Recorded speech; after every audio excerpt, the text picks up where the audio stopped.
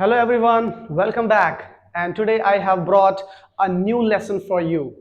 This lesson is on demand. Mr. Kaff asked me to do this. As you can see on the board, can and could. These are the models verb.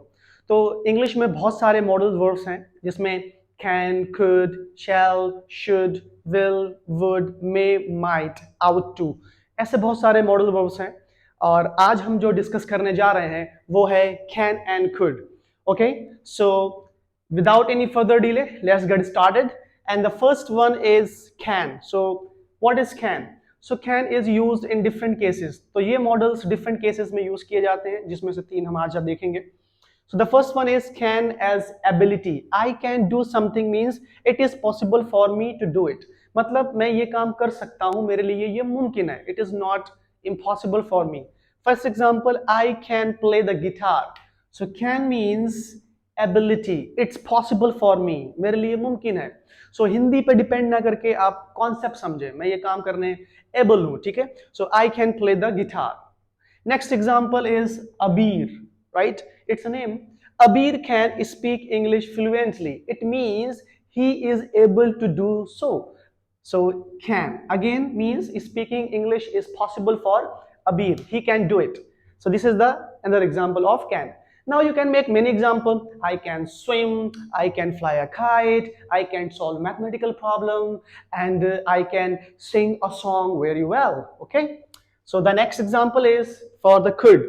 So could is the past of can. तो मैं कर सकता हूं, I have the ability, तो we use can. कोई काम मैं कर सकता हूं, मेरे अंदर वो स्किल्स है, क्षमता है, तो हम लोग यूज करते हैं can. बट यही अगर हम बात करें पास्ट की, पहले मैं कर सकता था, राइट? तो we use could. So I could run very fast when I was a child. तो जब मैं एक बच्चा था, छोटा, तो मैं बहुत तेज दौड़ सकता था. It means now I cannot. So could is the past of can. हम कह सकते हैं ability in past. क्या कह सकते हैं? ability in past मतलब ये काम मैं कर सकता था. तो अब naturally इसमें ऐसा फील आ रहा है कि अब मैं ये काम नहीं कर सकता, right? Okay, so I could run very fast when I was a child. Correct? So this is the use of can or could as ability. मैं कोई काम कर सकता हूं, I can do it. मैं कोई काम कर सकता था, I could do it. Okay, is it clear? चलिए फिर आगे बढ़ते हैं. नंबर 2, दूसरा case. In this case this is called request. And you know what is request?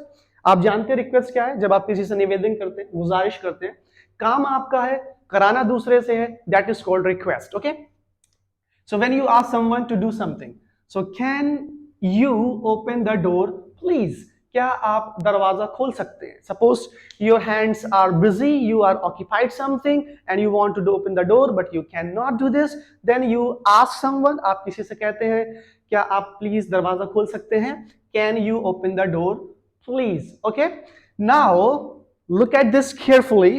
This is could. So can और could both words can be used. दोनों को इस्तेमाल किया जा सकता है इस केस में.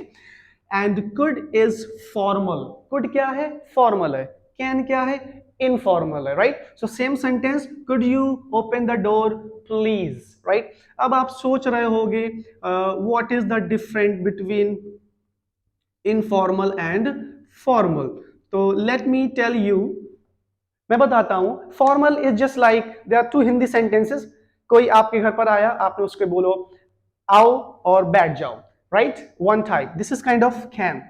And if you find someone at come to your house and you say आइए and बैठ जाइए, this is a case of could. Exactly. So this is formal and this is informal. I hope it is clear. So दोनों word use किए जा सकते हैं request के केस में, ठीक है? तीसरा यूज जो है, द थर्ड वन, इसमें टू आस्क फॉर समथिंग. अब जब आप किसी से कोई चीज मांगते हैं, इसको हम परमिशन भी कह सकते हैं. जैसे कि can I borrow your umbrella? क्या मैं आपका छाता उधार ले सकता हूं? आपने किसी से कोई चीज मांगी, तो it is also called permission. इसको हम परमिशन भी कह सकते हैं. ओके, और in the same case instead of can we use could. So could I borrow your umbrella? Again the same case. कौन सा? Formal, informal, right? अगर हम could यूज करते हैं तो क्या है? फॉर्मल है. If we use can, that is informal. right? Same thing is here. Can I speak on the phone? When you're talking on the phone and you dial the number and say hello, can I speak to Mr. Abir? So can की जगह पर हम लोग could का भी इस्तेमाल कर सकते हैं, could I speak to Mr Abir. तो ये आपके वर्ड्स फॉर्मल हैं और कैन क्या है इनफॉर्मल है, दोनों वर्ड्स को यूज कर सकते हैं, but to sounds better right we use could. If you want to speak better English so it is better to use could.